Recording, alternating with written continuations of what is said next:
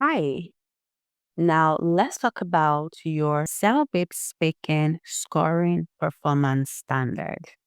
Scoring performance standard. What is it?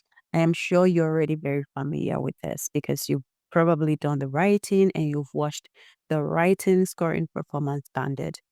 So basically, this is what the raters are using to rate your speaking. So each time you submit your speaking task, curators are using this performance standard to rate your speaking. That's what it is. It is the same with the writing. Only one difference. I would see if you're able to spot the difference. Now, I would try as much as possible not to spend so much time explaining each of the scoring performance standard because the writing performance standard hasn't explained in detail. So feel free to refer to the CELPIP writing performance standard. It's basically the same principle that applies for the writing, applies for the speaking, and it's free. So you can just scroll down and watch the video titled the CELPIP's writing scoring performance standard. Why is it important that you understand this current performance standard? It is because this is all the raters are using to check you. I have heard students who say, I know English. I came from a country where English is my first language. I speak very well. I am fluent, but I took the CELPIP test, but I did not pass. I've read that a lot of time. Now, the real problem is not because you do not know English. That's not the problem. The issue is you do not know what the raters are looking for.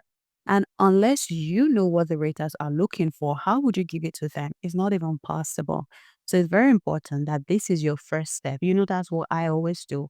I always try to give you the reason, the principle, the reason why this is so. Once you've understood the reason, it's so easy for you to get it right. Okay, so without spending so much time, let's delve into this. This is the speaking performance standard from CELPIP.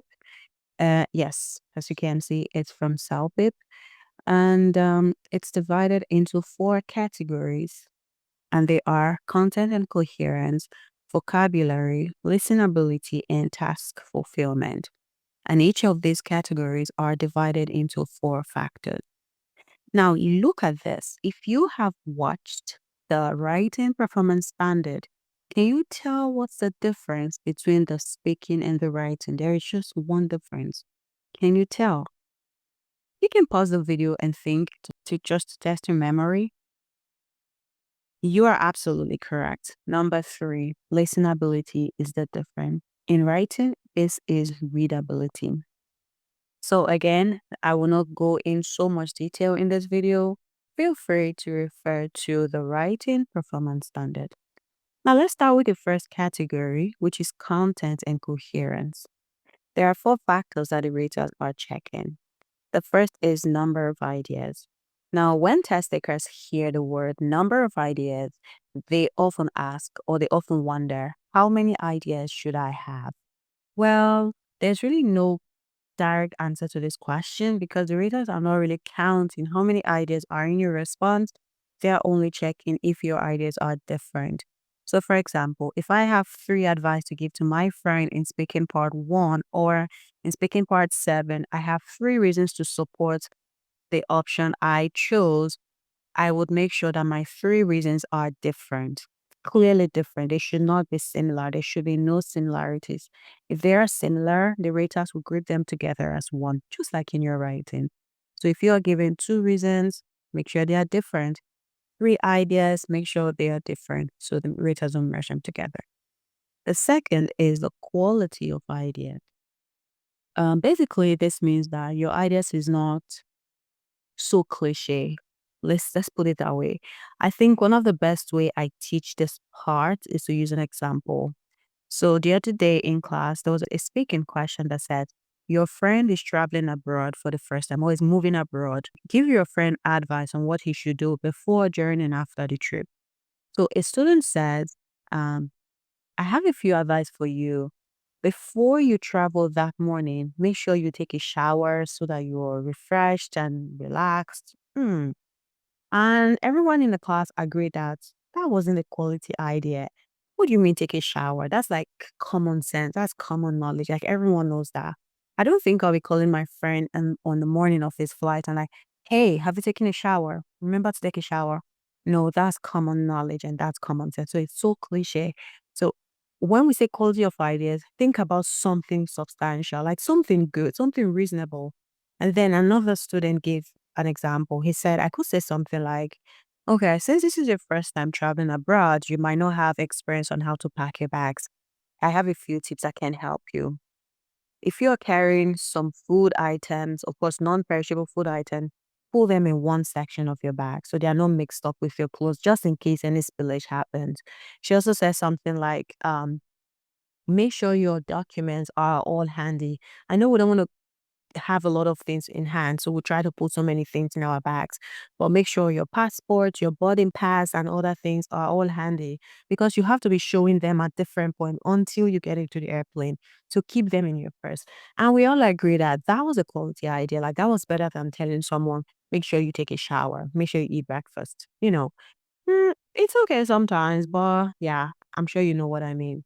So, well, it doesn't have to be extraordinary. Like this example I just gave, it isn't anything extraordinary. Pack your bags in sections. It's not extraordinary, it's not elaborate, but it's not still not like what a 3-year-old would say to someone, right? Quality of your ideas. And then we have the number three, which is organization of ideas. Basically, what this means is do not go back and forth in your speaking. No back and forth. So, for example, again, in speaking part one, if you have free advice to give to your friend, once you're done with the first one, which is packing your bags, move on to the next one, which is maybe what you're going to do in the airplane, maybe download movies, order food, watch TV, read books, blah, blah, blah. And then move on to the third, what he or she should do once she arrives the country she's going. So when I'm in the third point, there's no point going back to packing bags again. Or when I'm talking about what you should do once you land, there is really no point going back to the airplane. It doesn't make sense. That would mean I'm going back and forth in my response. And really, that doesn't make sense. So make sure your response is organized. Once you're done talking about one point, you're done with that and you move on to the next point. Don't go back there. It's basically the same with the writing. I'm sure you remember. And then the final one is examples and supporting details. Examples and supporting details. What this entails is in the speaking part that requires you to give an example, try to include an example. For example, in speaking part one, when you're giving advice to your friend, it makes sense to always find a way to ship in a simple example, maybe from your own experience. It doesn't have to be elaborate. And again, no one's gonna check if your example is true. Maybe you made reference to like, oh, something happened in Canada a few days ago. The writers are not going to check. Did that really happen in Canada? No. Just add an example. There are some speaking parts that you should include example like speaking part one, speaking part seven, maybe speaking parts five. There are a few speaking parts that you could include examples. When we get there, we'll talk about it in detail. Now we're moving on to the second category, which is vocabulary. Again, we're not going to spend so much time here because it's basically the same as your writing. The first is word choice. Make sure you're using the right words. I used the example of some students in class who have very weak grammar. So people who really do poor in word choice are people who have very weak grammar. Like your English language proficiency level is not advanced, not even intermediate, sometimes very basic. So use the right words for every situation. Just use the right words. Sometimes a student is talking about, she wants to say he. Maybe she's referring to a boy. And throughout that sentence, she's using he or she for a male. That is confusing word choice. And sometimes there are some words you use that is not appropriate for that context. Do you understand? And then we had suitable use of words and phrases and their range of words and phrases. I'm going to merge them together as one. Basically, it means using variety of words, not repeating the same expressions over and over again. In my speaking, for example, maybe there is a word in a question, travel. Every time I'm going to say travel, travel, travel abroad, travel abroad, travel abroad. show the readers that you have a good control over your vocabulary, that you're not going to use only the word in the question. Traveling abroad, traveling abroad, traveling abroad. I want to showcase the level of my vocabulary and use different expression. And you can improve on this by building your vocabulary from today. Remember, CELPIP is a test that tests your use of everyday today English. It's not academic, it's not business. So you can learn how to say everyday English in different ways. For example, how are you? How are you? How are you? How are you? This is what we say every single day. And you may find yourself using it throughout your self-view test. So instead of always saying, how are you? I want to learn a different way to say this. So every time I would not say, how are you? How are you? How are you? I could say something like, how's it going? Howdy? You know, use different expressions. Or instead of always saying, I am fine, I am fine, I am fine every single time, I could learn different ways to respond to how are you? I could say something like, I'm doing okay, never been better, I'm on cloud nine. Like if I'm really over the moon on that day. So I don't always have to say, I am fine. Okay, that aside.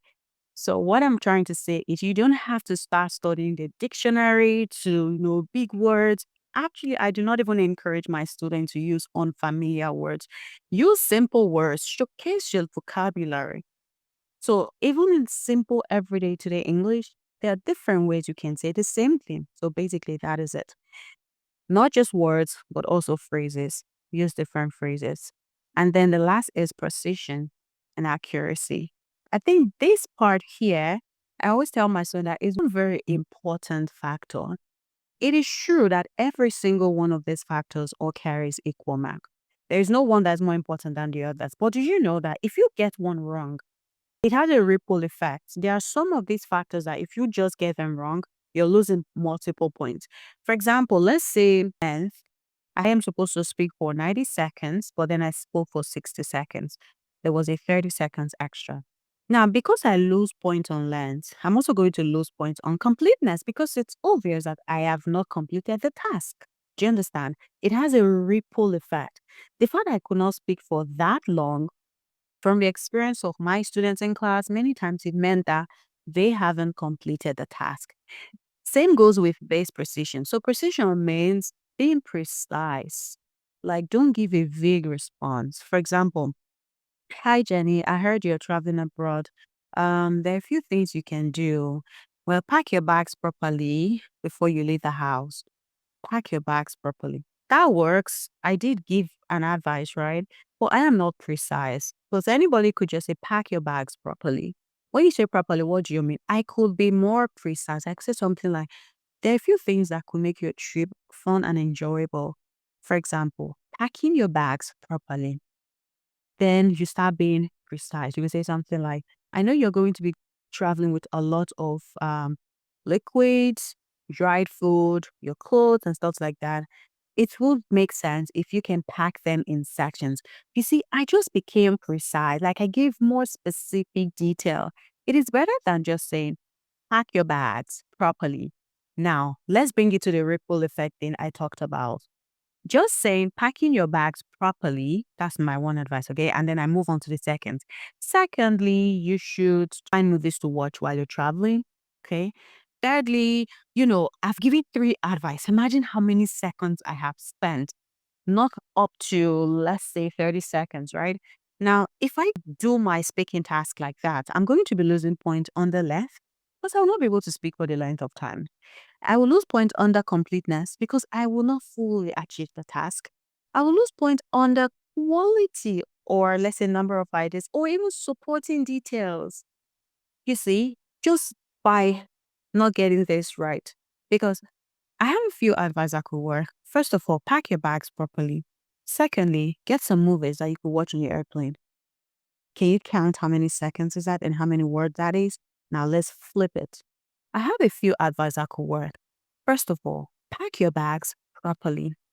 I know you're going to be a first time traveler and you're going with a lot of things, lots of liquid, dried food, clothing, and even some canned meals.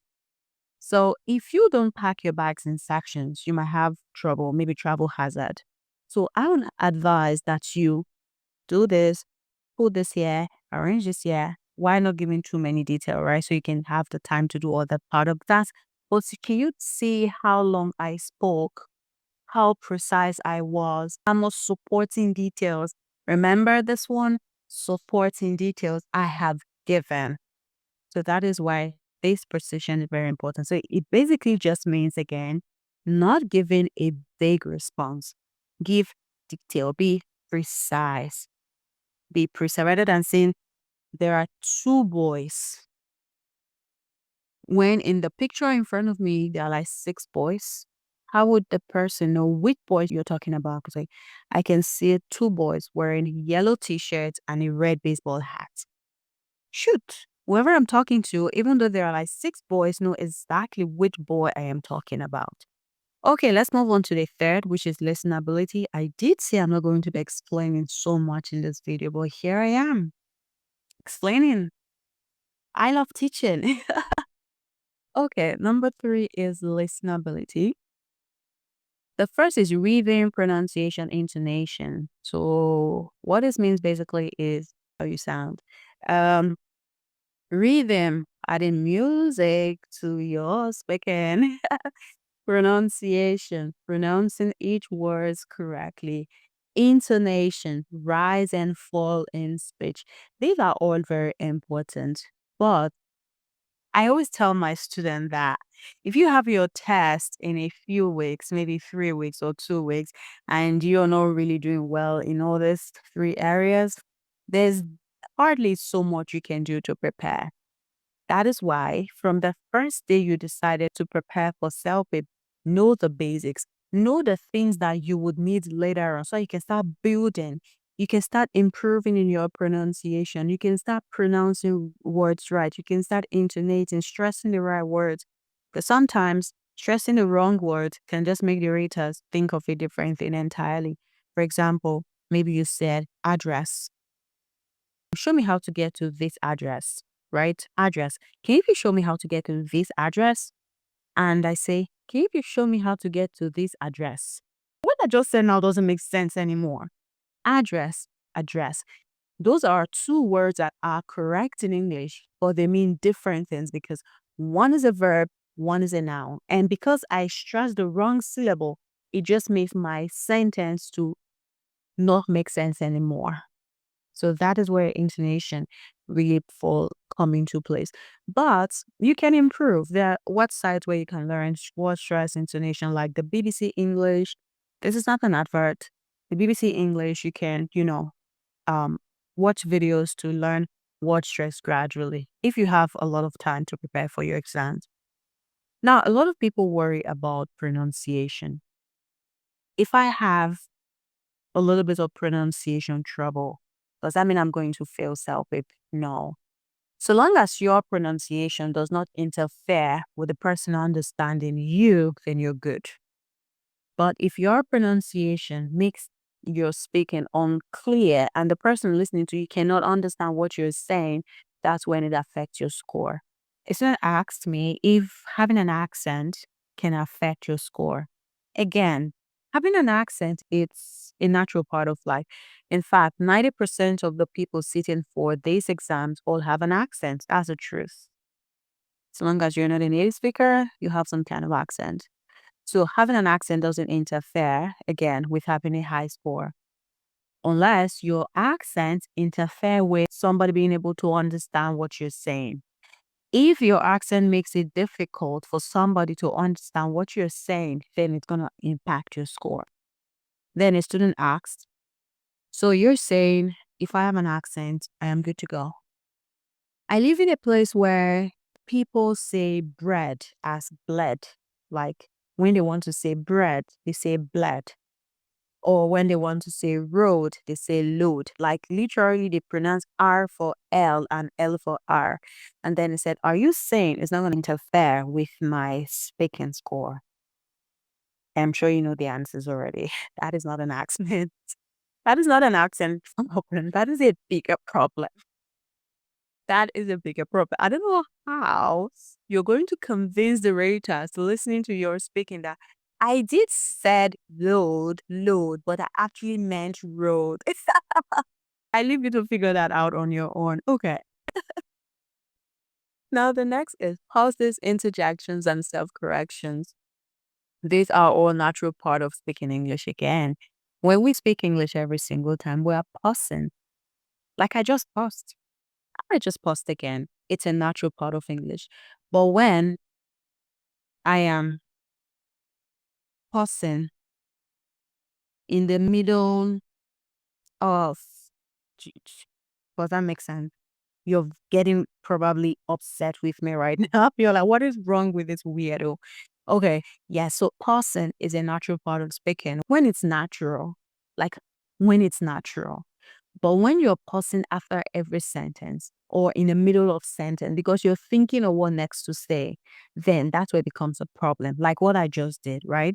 It wasn't natural. It was annoying. Maybe you're probably upset. Like, what is she doing?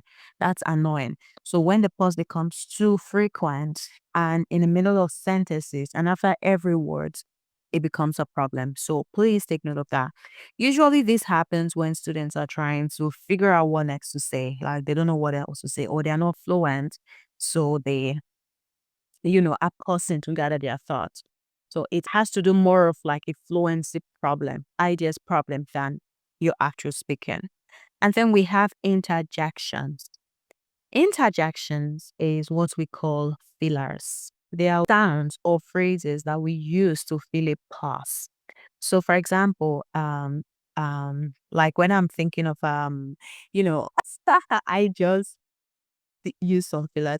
When you're thinking of what next to say and you don't want to be quiet for a long time, like you don't want to pause, you use fillers. You're gathering your thoughts.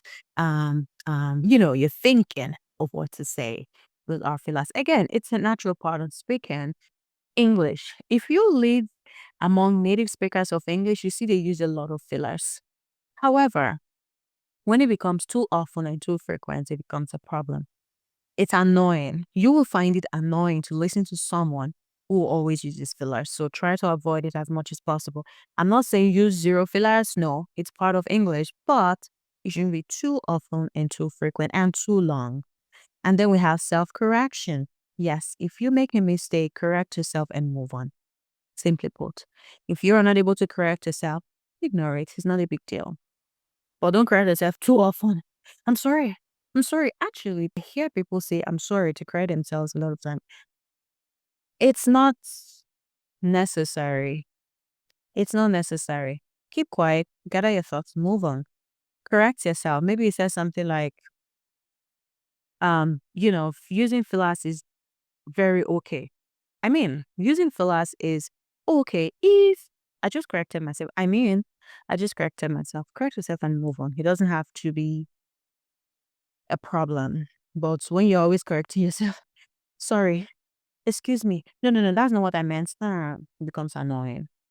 And then we have the grammar and sentence structure. You know what this means. Make sure your grammar is correct. Make sure you're using the appropriate structure. Simple sentences. I just made a mistake. I just corrected myself. Simple sentences, complex and compound. So use a variety of sentences. I know some of you are going to ask me, I am glad this is not in the class. Because if this is in the class, there'll be so many hands popping up right now. What is simple? What is compound? What is complex? Research. Go find out by yourself. Okay.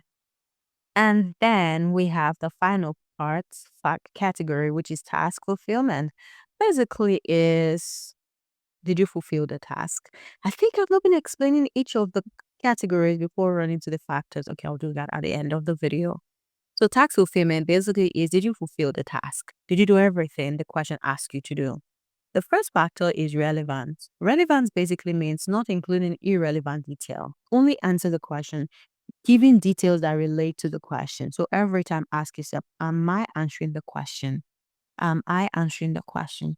This information I am including, does it relate to the question in any way? If it doesn't, take it out.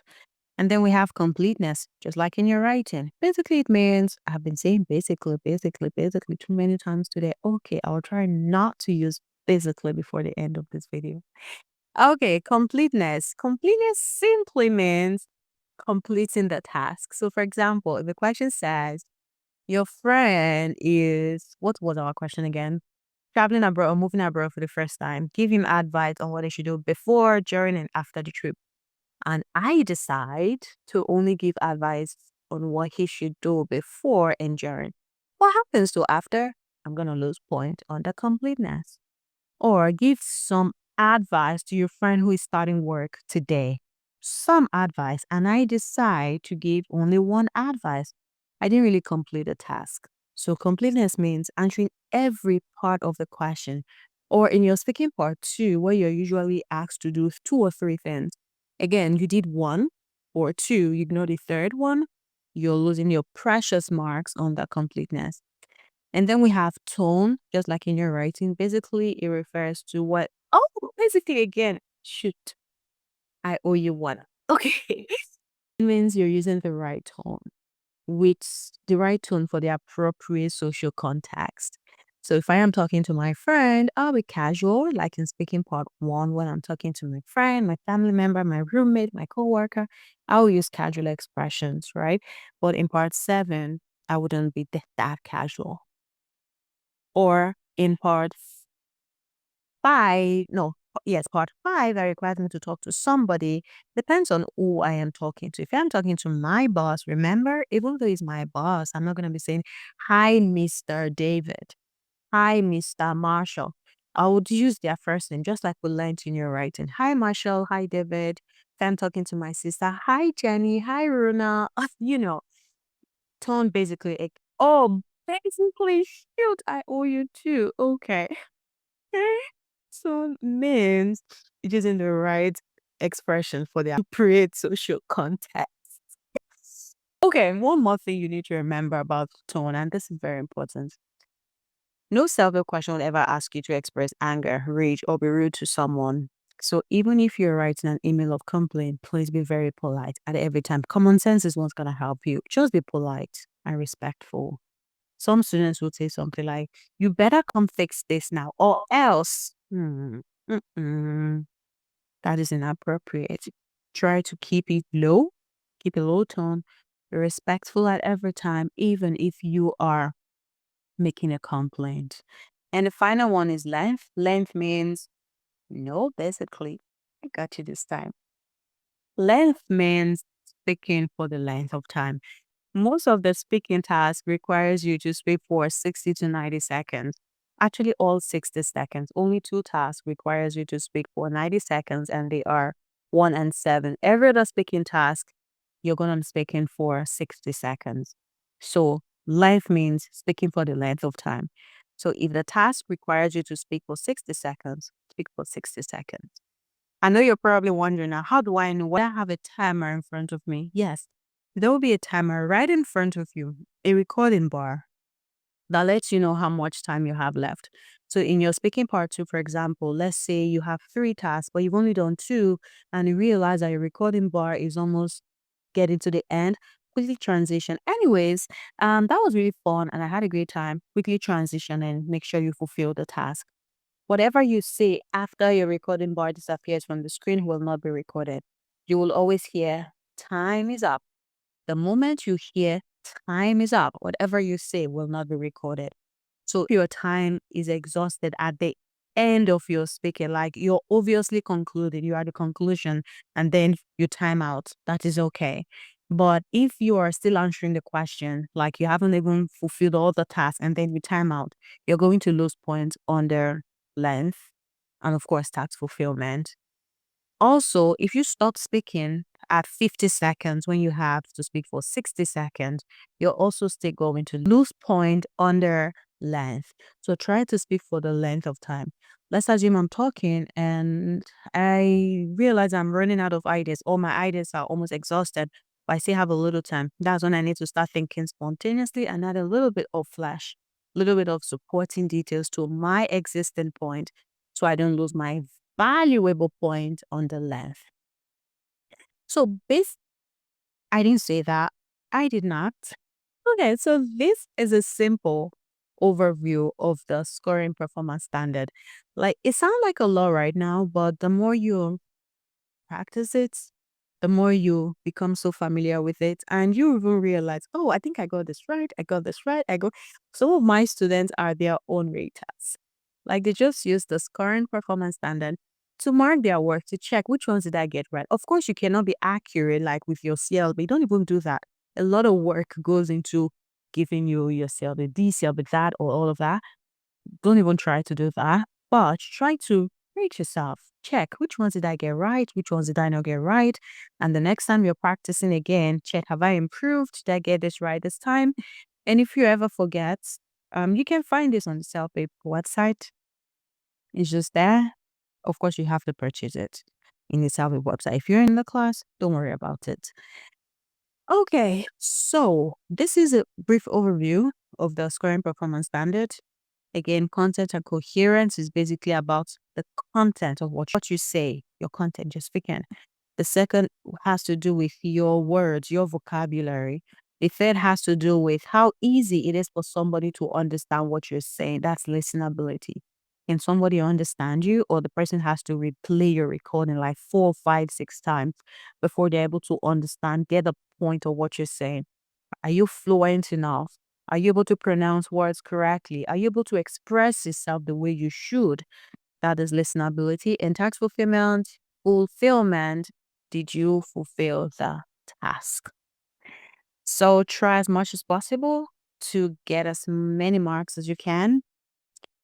While it may not be possible for you to get everything correctly, but it is possible, but it may not be possible for you to get everything correctly. Say, for example, today I'll be losing points on the repetition. Basically, I think I used that word up to like 10 times today.